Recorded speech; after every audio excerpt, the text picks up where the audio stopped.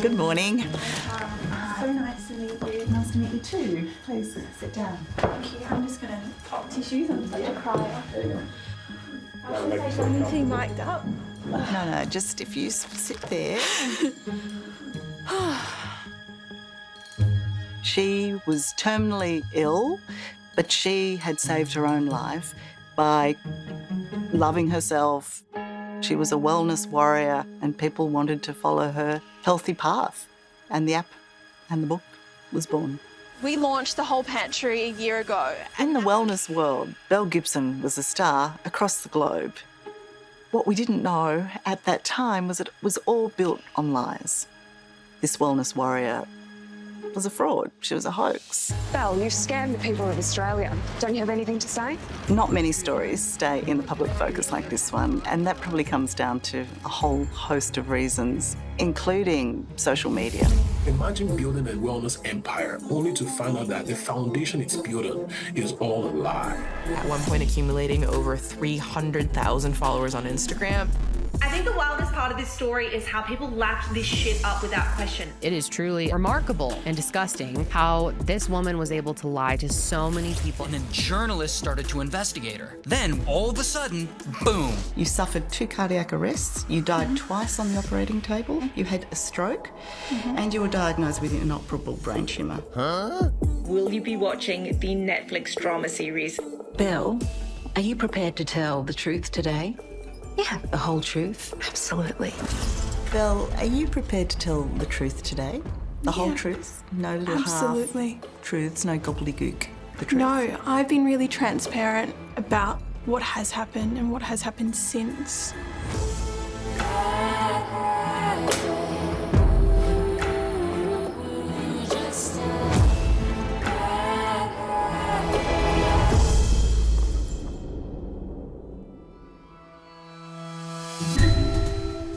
I'm Tara Brown. I'm a correspondent with the 60 Minutes program. Okay. We thought she was there to tell the truth. A real mea culpa. That's what we expected. It was slightly different. I didn't trade in my story or in other people's lives. You did trade in your story. Belle, it's all here. It is It is all here. You know, you go on Instagram in 2013. I have been healing a severe and malignant brain cancer for the past few years with natural medicine, Gerson therapy and foods. It's working for me. It is. She was offering hope. She was offering light to people who were suffering and who were seeking an alternative way. And Except you didn't have brain cancer. No, I didn't. I think what makes people so angry about the Belle Gibson story is that what she was peddling was, for some, the difference between life and death. I was just looking for that tiny bit of hope that I didn't have to feel as bad as I did while going through something so huge. And so when it became a lie, it was, for me, absolutely devastating. The story itself is bigger than Belle Gibson. It's bigger than the rise and fall of one con woman. It speaks to a combination of broader forces that enabled her and that enabled her lie to reach such heights and to fan out so far. At that time when we were pleading with Belle to come forward and tell the truth, we said to her, this is your inner circle knocking on your door. This is where it begins and this is where it can end. What's making her lie? Why is she saying these things? I'm Nick Gibson. I live in Ipswich, Queensland. I'm Belle's brother.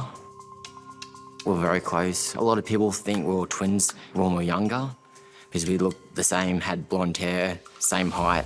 We were pretty close, like glue. I probably noticed that when she was getting in her teens, she started changing a bit. It's like one day she went out of the house, came back, and she was a different person. Belle was a very accomplished liar, and she had dabbled in fantasy about herself for many, many years. She tried to get a lot of time off school, pulling sickies when she wasn't sick. I think at one point she was trying to fraud Mum's signature on sick notes. When we were researching and preparing for the Belle Gibson interview, we came across these posts that she'd made when she was living in Perth in her skater days. You know, the terrible, terrible health calamities she had in one year were outrageous. I mean, in 2009 was a really bad year for you, wasn't it? Mm-hmm. You had 3 heart operations. You suffered 2 cardiac arrests. You died twice on the operating table. You had a stroke.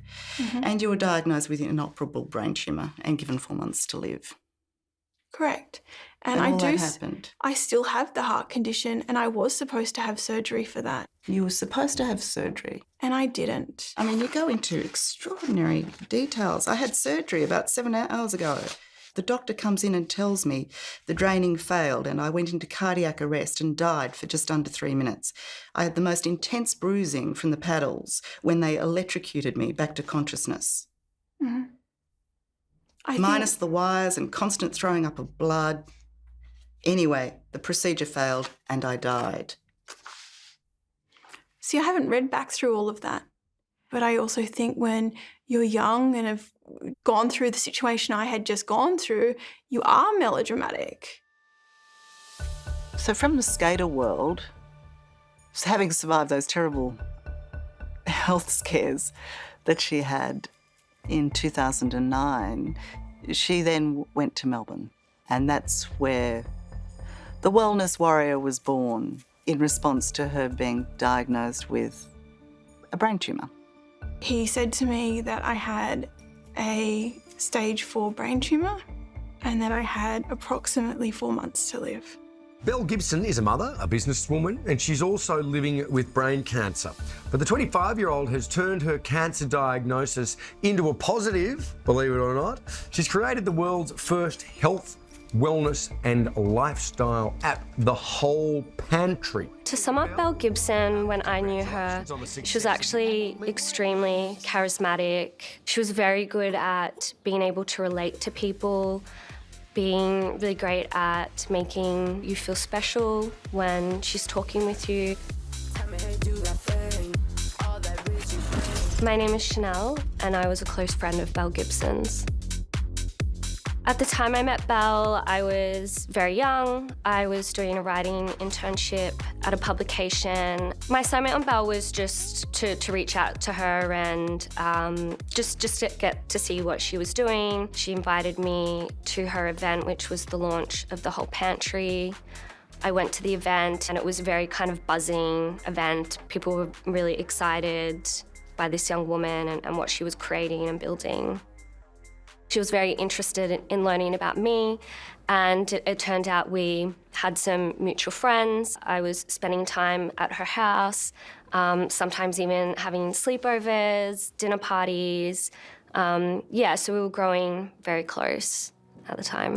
We're releasing a book this year with Penguin, so that's a bit of a project. So I did witness the evolution of the app, of the book, of Belle's rapidly growing community, and it was happening quite quickly. There was a moment where it was, how am I going to make everything that I've learned, everything that I know accessible to the masses? Apps, they're right there in our pockets, on our phones, on the tool that we use every single day. She started to travel a lot more. Her schedule started to become very, very busy. There was a shift in her lifestyle in terms of, luxury, houses and cars and clothes. At the height of her fame, Belle Gibson had something like 500,000 downloads on her app. She had a major publisher convinced to back her, and she was about to go international, her brand, her empire, US, UK. Incredible. It's like, what story do you want to be? Yeah. Do you want to be strong, entrepreneurial, world-changing woman? Yeah. Or do you want to be cancer story? And it was at that time when Belle's business started to get bigger and her message started to get bigger that the cancer became bigger. With frustration and ache in my heart, it hurts me to find space tonight to let you all know with love and strength that I've been diagnosed with a 3rd and 4th cancer. The moment that I definitely knew something was wrong was at her son's 4th birthday, where I witnessed Belle have a seizure. She just dropped to the floor all of a sudden. She was convulsing, there was saliva coming out of her mouth. I said, I'm going to call an ambulance. As I said that, all of a sudden Belle kind of came out of the seizure very quickly and said, no, I don't want an ambulance to be called. I don't want Western medicine to be involved. There was just something in my gut that felt quite performative and unnatural about what I had just witnessed. And then I started to try and piece together all of my experiences with her, the fact that it was so difficult to learn about really who she was, her past, and the fact that I'd never seen her go to any medical appointments. There were some other things that I witnessed, such as her partying and drinking alcohol. So there was all these things that started to add up for me that day, and just in my gut, I knew something wasn't right. That's a great sweater you got there, Belle. Oh, thank you. I was just like, what makes me feel most comfortable? And I put on like my work clothes. I'm like, no. Well, Belle Gibson was incredibly appealing. She sounded appealing. She was the living embodiment of what she was selling to everyone. I'm sure people who were sick wanted to be like her. They wanted to look as good, feel as good, sound as good. I was not there for myself. I was there to share lessons. I mean, here she is, looking lovely, sounding lovely, and offering something to people who had no hope. For a person living with brain cancer, might I add, you look incredibly healthy. On the other side of it is someone like me who's scrolling for that hope. And you come across it and you're like, oh my goodness. I just remember looking at her hair and thinking it was so beautiful, and you're going through cancer treatment and here I am and it's falling out in clumps. My name is Kate Thomas and I am a cancer survivor. The diagnosis was like out of left field. I feel like I was in the prime of my life. I had only been married for 1 year and a week when I got the diagnosis. I was thinking about having a family, buying a house, and all of a sudden I'm getting the worst news I think I can ever get. And it was the start of those real wellness warriors who were on social media and just promoting everything healthy. And I thought to myself, I need to invest in this more. So I was really doing a lot of scrolling and looking back on posts and really reading into things, buying her app, buying the cookbook. I was like writing lists of grocery shopping that I needed to do with all these strange and exotic organic ingredients. I was empowering myself to save my own life through nutrition, patience, determination, and love. It was very clear that she was telling people to turn away from conventional medicine, and that natural therapies was the way to go. What's really important at this time is that I urged Belle and in fact pleaded with her several times to come forward and tell the truth. There were people that were potentially making very serious decisions about their health based on the messages that Belle was putting out there, and that was my main motivation in taking the action that I did. So after months and months of trying to exhaust every option I could to stop Belle and get the truth out, my former boss had contacted me and told me that there was a journalist at The Age that was willing to speak to me. This editor said, someone in Belle's inner circle wants to come forward. There are doubts about her cancer. You know what journalists do? They want to start scratching away. They already are. Yeah, exactly. And we're concerned about that. My name's Nick Toscano. I'm a reporter at The Age. Chanel was running out of time and fearful about what would happen if Belle's star continued to rise and her dangerous story would spread out even more, where sick people may latch onto it and may go down a dangerous path. People like Belle have been around forever. She was propelled to unseen heights of popularity by the rise of social media. Unchecked and gain a eager-to-believe fan base to an extent to which the snake oil salesman of many years ago would have only ever been able to dream of. We had tapped into a really beautiful network of people on our online social media communities, and I'm really honest about my journey with my health. It kind of didn't take Bo Donnelly and I long to see what Chanel was talking about. Every mention of cancer, every time she spoke about the doctor or something to do with her health situation, it just seemed off. I'm currently being tested for 2 possible secondary cancers. I fell off my chair and then came to. They found irregular swelling around the brain. 6 weeks ago, I was re-diagnosed with multiple cancers, but I'm feeling on top of the world. I feel like I'm dying. We'd also spoken to doctors at this point, and we presented to them the way in which Belle had explained her diagnosis to date. And these doctors looked at that information and said to us, frankly, that's not how cancer behaves. This would be not a 1 in a million if it was true. This would be a 1 in 100 million shot. So at that point, we thought to ourselves, well, if Belle's lying about this, then what else is she lying about? She would regularly say that she gave away anything from 10% of her proceeds, 25%, sometimes 90% of her proceeds to various charitable causes across Australia and the world. So far we've given to 9 charities, and they're chosen pretty much based on conversations that happen throughout our social media channels. We picked up the phone and we called these charities, and almost all of them said they'd never received a cent from Belle Gibson. So in 2015, we published the first ever negative news article about Belle Gibson. I knew that once the story broke about the charity fraud, that the rest would unravel. Belle Gibson promised $300,000 in donations to charities, but now questions are being asked about whether she even had cancer in the first place. She was the story of the moment. People were sickened by what Belle had done and by what they were seeing unravel. I hope they lock her up and throw away the key. What a pathetic person. Her actions need consequences. She's simply just a liar. No excuses.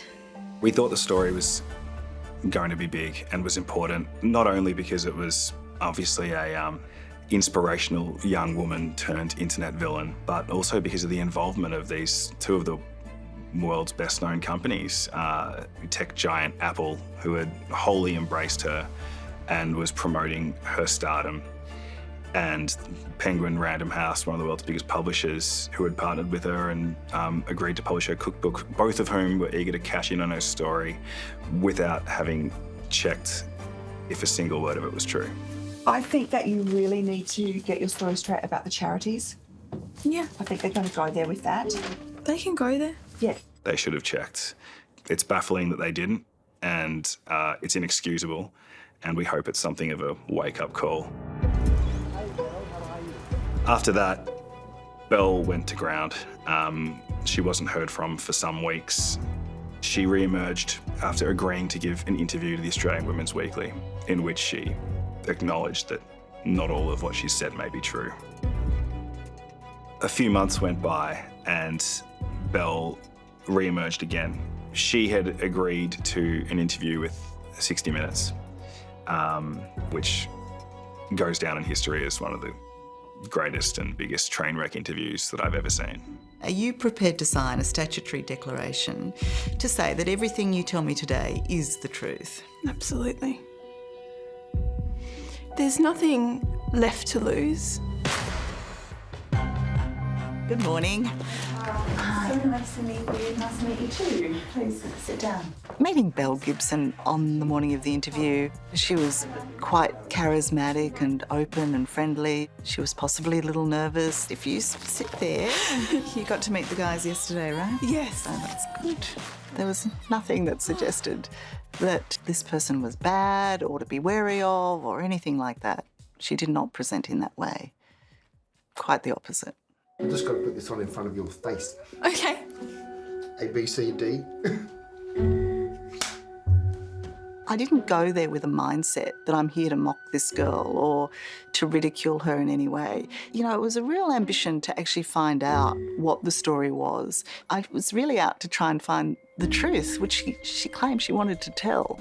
So just for clarification, are you prepared to sign a statutory declaration to say that everything you tell me today is the truth? Absolutely. There's nothing left to lose, and if that requires a stat deck, then I'm comfortable with that. I guess why a stat deck is required is because you don't have a good record on telling the truth. I just remember doing a lot of reading about Belle Gibson and just trying to understand, before I sat down opposite her, what added up and what didn't. And that took a lot of work. In her cookbook, she frames her decision to follow her path and write this book and share it with the community based on how sick she was receiving conventional medicine. I had a stroke at work. I will never forget sitting alone in the doctor's office 3 weeks later waiting for my test results. He called me in and said, "You have malignant brain cancer, Belle. You're dying. You have 6 weeks, 4 months tops." I remember a suffocating, choking feeling, and then not much else. Do you accept the level of damage you've done to people's trust? I do. And they are feeling disrespected. They are feeling hurt. They are feeling betrayed. And your whole trade was on these poor people. That you inspired them, that they felt sorry for you, that you showed them a path. I mean, you profited from that. You gained from that in reputation and in income. I didn't trade in my story or in other people's lives. You did trade in your story. Belle, it's all here. It is It is all here. You know, you go on Instagram in 2013. I have been healing a severe and malignant brain cancer for the past few years with natural medicine, Gerson therapy and foods. It's working for me. It is. And Except you didn't have brain cancer. No, I didn't. No. But when I was writing that, I thought that I did, and I was feeling well. Yes, but even then you misrepresented what you thought was your truth, which was all a big lie anyway. I'm really sorry. And it hurts me, and I beat myself up every day for how I have hurt those who mean a lot to me. Belle Gibson sat down in that interview to tell the truth and to apologise. And she did apologise, but she continued to lie. Who told you that you had cancer? There were 2 people who told me I had cancer. When I asked about the diagnosis and where that came from, she gave me the name of a doctor. Initially, it was a man by the name of Mark Johns. Well, we couldn't find Mark Johns. She couldn't give us any details about him, you know, a number, a hospital, nothing. He had come to my home, went through a series of tests, and this was dubbed integrative medicine. So he comes to your home and he does some tests on you? He does. What sort of tests? It was a box, a machine with lights on the front, and that machine was apparently German technology. There's 2 pads, 2 metal pads, one that goes below the chair and one that goes behind your back, and then that measures what I believe or remember to be frequencies. And what were the results?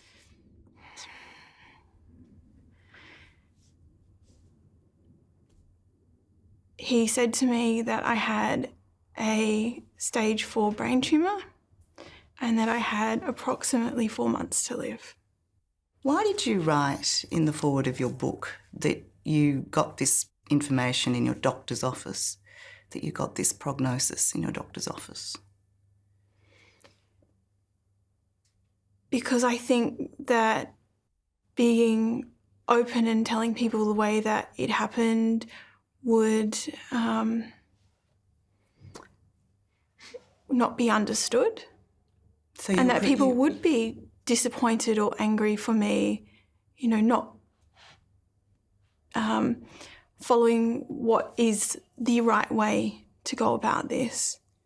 So you lied because you feared you wouldn't be believed. Is that what you're saying? It's not what I'm saying. Well, can you be clearer on what you're saying? I mean, you were absolutely misleading, weren't you? You said a doctor gave you this terrible prognosis in his office.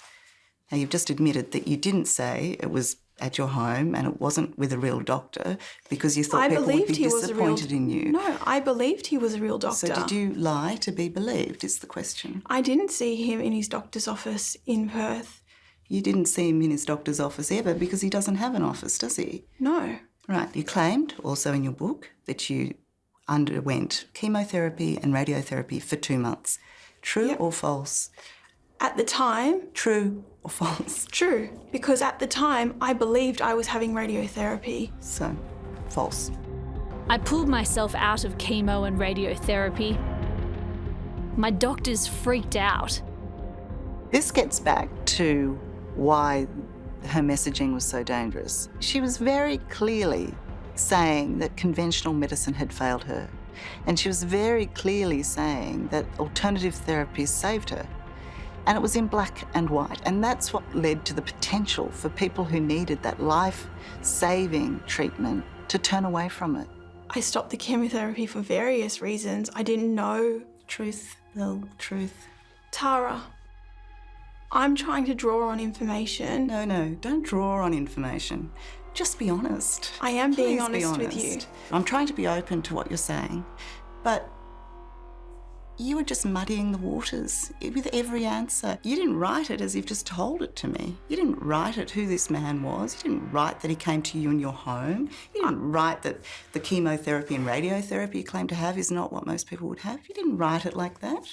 You rewrote history. I wrote 5 introductions to my book. Okay, whose fault is it now? It's nobody's fault. Right. We wanted her to tell us what was going on, but in a truthful way. It's her responsibility to tell the truth. It's just mine to say you're not right now doing that. You're still alive after being told you wouldn't be. Can we have a minute? Because I'm feeling really belittled. I'm not belittling you. I'm actually trying to understand. At the beginning of the interview, I suspect that Belle had a sense that she might be able to drive and control the interview, but that clearly didn't work out for her. Nobody wants to live with the fear of a terminal illness or dying. I think Tara's interview really exposed Belle and allowed the world glimpses of who she really is. Did you live in fear of being found out? No, because I wasn't living in a space where I didn't know that this wasn't my reality. There was no doubt in my mind whether I had cancer or didn't have cancer. It was part of my makeup by then. I was told that I had it and I was treating it and I was living with it and trying to improve my quality of life. In the circuitous, slippery world of Belle Gibson, after she is diagnosed with brain cancer by this Mark Johns that we've never been able to find, at some point she actually visits another doctor who says that the cancer that she doesn't have has now spread throughout her body. Did you think to get this checked out? Not really, not initially. I was devastated. Just sounds like you chose to believe that you had cancer. Nobody wants to live with the fear of a terminal illness or dying. No, and nobody knows that better than people who actually live with that. And you didn't live with that. That's not what you had. No, it's not, but I lived for years with the fear that I was dying. And that is horrible. And I'm still coming to terms with that I can take that off my shoulders now. Did you live in fear of being found out? No, because I wasn't living in a space where I didn't know that this wasn't my reality. Would you accept that you're a pathological liar? No. In my opinion, what motivates Belle Gibson is a strong need for attention and external validation. I suspect she probably has very low self-esteem and she needs that external validation to feel good about herself. My name is Dr. Peter Ashkar. I am a forensic psychologist. People like Belle find it hard to speak the truth, partly because on some level they probably lack the insight into their own behaviour, but also because they tend to be very tightly controlled and defensive, not take responsibility for their actions, play the victim, and simply not be transparent with what motivates their behaviour. Do you know what the definition of truth is? Yes. What's your definition of truth? Speaking with honesty and with clear definition around fact. And what's your definition of a lie? Well, obviously the opposite of that. A false statement made with deliberate intent to deceive, an intentional untruth, a falsehood. And I've not been intentionally untruthful. I've been openly conveying and speaking about what was my reality and what is my reality today. She had fooled the world in a dangerous way. You know, I didn't want her to be upset, but it didn't mean that she should have avoided the questions. Can we have a minute? Because I'm feeling really belittled. I'm not belittling you. I'm actually trying to understand. During the interview, there was a point where Belle Gibson got very upset and she needed to leave the room. I don't know whether she felt attacked or she felt that it was all unravelling or she'd never sort of been asked to account for her lies, but yeah, she needed a breather. Take 3, second clap.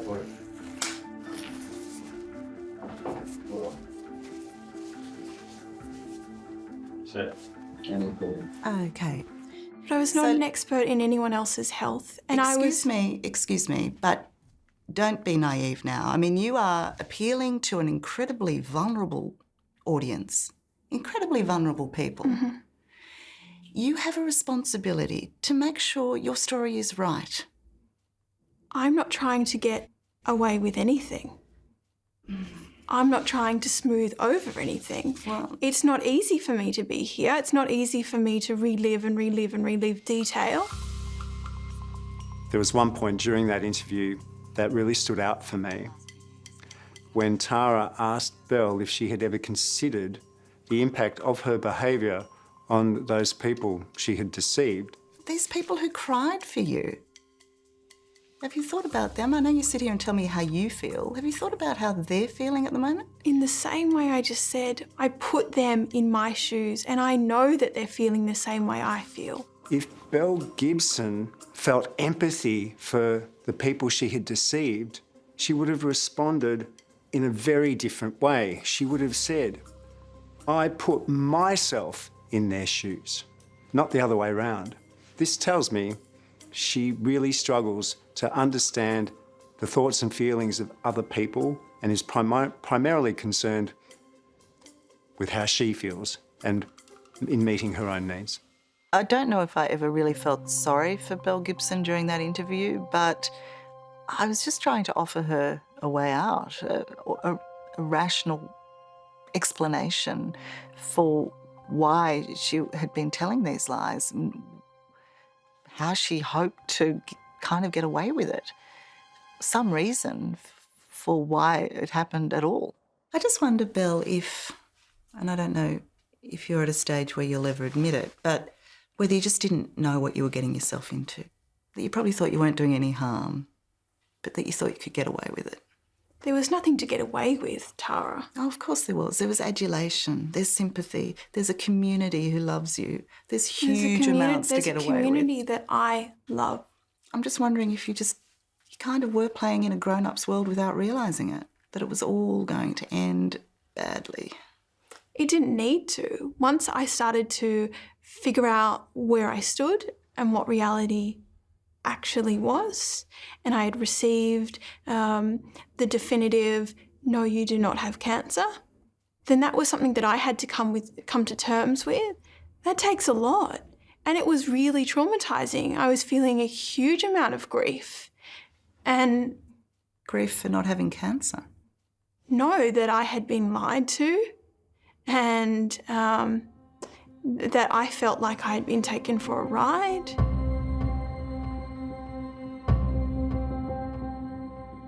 We made it super clear to Belle during the interview that medical records would solve everything. If we could just see her medical records to support her claims. I went to the Alfred Hospital and I contacted Mark and I had said to him, I'm not sure where things are at, so I want to go and get a brain scan. So what did the brain scan show? He brought in scans and it showed a brain tumour. We've already asked for background information. We've asked for all your medical records and your medical history. You haven't given us any dates. You haven't given us any brain scans. You haven't given us any MRIs. You haven't given us any tissue tests. You haven't given us anything. I wasn't explicitly asked for any of that, but I haven't. Belle, please. I mean, either you're interested in getting to the bottom of this and presenting the facts as they are, the facts, or you're not, okay? It was in 2010 that I went to the Alfred initially. Mm-hmm. Do you know who you saw then? No, I don't, but again, I have that information. She went away and I went away thinking, well, we'll never see those medical records. Clearly, they don't exist. But guess what? They do exist. After our interview, Belle finally did hand over a few medical records, but you have to wonder why, because this one is damning. It shows, yes, she did visit the Alfred Hospital in Melbourne, and yes, she did have a brain scan, but she didn't go because she thought she had brain cancer, and curiously, she didn't even mention she had brain cancer. She went because she was now convinced she had multiple sclerosis. The scan revealed she didn't have MS, but most importantly, it also showed there was no sign of a brain tumour. Here it was, in black and white. She knew that she did not have cancer. Years before, she was telling everyone she did, making money out of telling everyone she did. That was extraordinary. She supplied the smoking gun. Good evening and welcome to 60 Minutes. A young, beautiful woman gets given the terrible news she has inoperable brain cancer. I was glued to the TV, but I still couldn't believe what I was watching. It was just, the whole thing was just unbelievable that it was just a lie. I was sitting in the lounge room and it came on and I was shocked. I was thinking to myself, well, is that even Belle? Is that my sister? It was validating for me, in a way, for the world to see what I was up against. I was up against the same thing Tara was in that interview. You can't get straight answers from Belle. How old are you? Well, I live knowing, as I've always known, that I would be 26. Okay, Belle. This This is a really, really simple question. How old are you? I believe that I'm 26. And? I have two birth certificates and I've had my name changed 4 times. The identity crisis there is big, but that was my normal when I was growing up, Tara. That What do you know the truth to be now? That's probably a question that we'll have to keep digging for, because it's not something I've ever understood or had answers around. Right, so when you needed to file some financial documents, how did you choose the birth date you gave, if you don't know? With my most recent deed poll paper, which has the younger of the age and the most recent of the name. Right, so currently, then, according to those documents, you're 23. Correct. Watching Tara Brown give an absolute masterclass in on-air broadcast interviews was an incredible experience. If it wasn't clear before that than it was now, Belle Gibson was finished. She elicited such outrage, not only from cancer survivors and their families, but from everyone who had just thought what she'd done was despicable. I think that's the last time that I really saw her, you know, front and centre, trying to talk about what she had actually done. And it lived with me for a long time, and it probably still does, that interview. It has been suggested that perhaps she was operating under a delusional disorder at the time and genuinely believed that she was unwell when she deceived the world with her story. But I find that very difficult to believe when one considers the litany of lies. I'd just like to ask you one question. Why you haven't paid the fine? Why you haven't paid a cent of the fine? Is it time to pay that money back, Belle? Don't put that camera up at me. There has been an intense interest in Belle Gibson, and I don't see that going away until there is some sort of resolution, until she says sorry, until she pays her fine. Don't you think it's about time that people got some answers? You've got to remember, at the height of her fame, she had more than 200,000 followers. She'd notched 500,000 app sales, and her cookbook was a bestseller. She obviously made a lot of money throughout the course of her commercial empire, the whole pantry. Belle, how do you feel about the prospect of jail time? This is D-Day. At the end of the legal process, Belle Gibson was found guilty in the federal court of misleading and deceptive conduct. She was penalised $410,000, and the last time we checked in, not a cent of that had been paid. Excuse me. Why haven't you paid any of that fine, Belle? Cancer con woman Belle Gibson has been gambling, trading on the stock market and online shopping. Gibson's bank statements show she has the money to trade in cryptocurrency. Our cameras caught her returning from a month-long holiday in Africa. The authorities have told us you haven't paid a cent, Belle. What sort of message does this send to people? I'm just here to get petrol. I don't appreciate you following me with my son. But it seems old habits die hard. There's no one else in Belle's car. To this day, Consumer Affairs Victoria is still pursuing Belle Gibson over her outstanding debt. She keeps popping up here and there, and the media leap on it at every turn. She shows up at one point as part of the Ethiopian community, which was a great surprise. Huge transformation. I became deeply invested in the community because I saw the character and the values of your people. I see no difference in your struggle and the struggle that I have for fighting for the liberation of Oromia. It's kind of sad that she does still garner all this interest. In a way, she's still getting, as warped as it might be, an adulation that she seemed to seek. And she seemed to seek it in the most outrageous ways. Belle, you've scammed the people of Australia. Don't you have anything to say? I'm ashamed. Things she's done. I thought about changing my last name because I don't want to be a Gibson anymore. She stuffed it up real bad. Just want Belle to come forward and say sorry to the family she's ripped off and hurt, and also pay the fine as she's been asked to.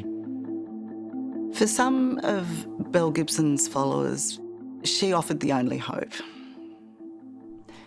And the greatest tragedy is that it was a false hope. And I don't know how she can live with herself knowing that. I understand people who believe in something and wholeheartedly sell it, promote it, offer it because they actually think it will do good. But Belle Gibson was selling a lie and she knew it.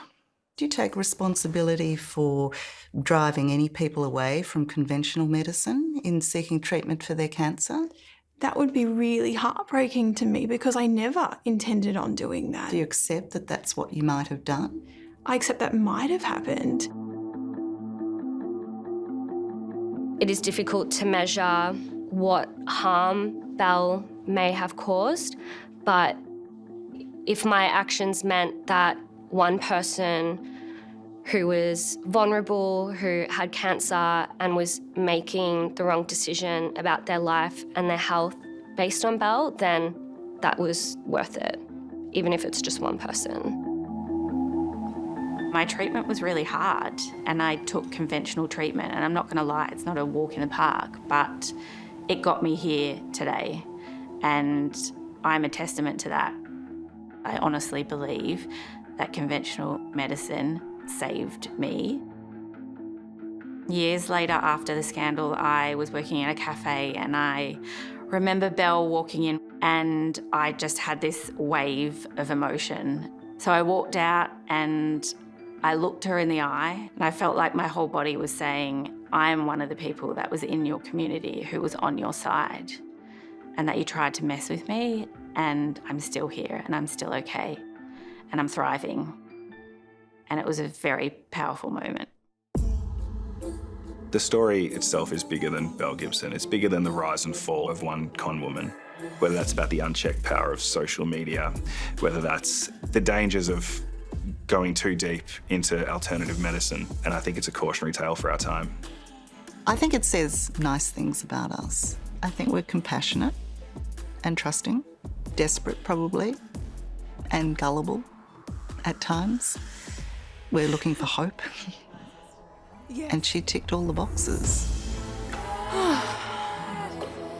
I also hope it leads to people questioning a bit more. Excuse me.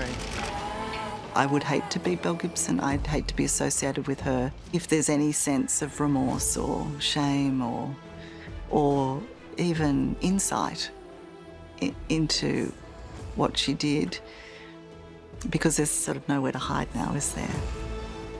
Okay, thank you.